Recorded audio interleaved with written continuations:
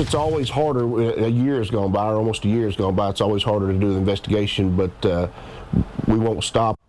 That's the Pittsburg County Sheriff now has a person of interest in the case of this woman who disappeared last year and whose remains were just identified yesterday. Thanks so much for joining us. I'm Shay Rossi. And I'm Sarah Whaley. 50-year-old Darcy Sanchez was last seen in May 2023, but her remains were just found about 2 weeks ago.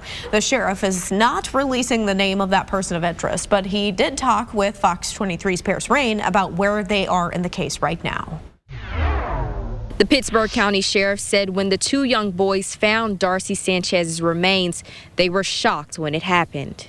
Sheriff Chris Morris with the Pittsburg County Sheriff Department says they have been looking for 50-year-old Darcy Sanchez since last year. They searched high and low with canines and had no luck until two teenage boys stumbled onto Sanchez's remains. The young boys that were at Hickory Point on February 16th. They were just out in the woods walking around, and they stumbled upon the remains there in the Hickory Point recreation area. As of right now, they aren't sure what happened to Sanchez because the only thing left of the remains were the bones. Most of these cases, they are found by hunters or somebody just out hiking in the woods, and you just stumble across them. With the lake, the water level going up and down.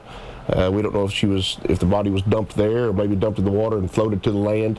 Don't really know. He tells me they are waiting for the medical examiner's report to find out if they can determine the cause of death. It's always harder.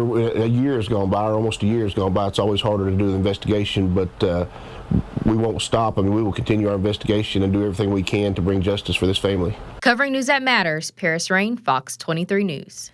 Sheriff Morris says if you have any information on the case, please reach out to the Pittsburg County Sheriff's Office.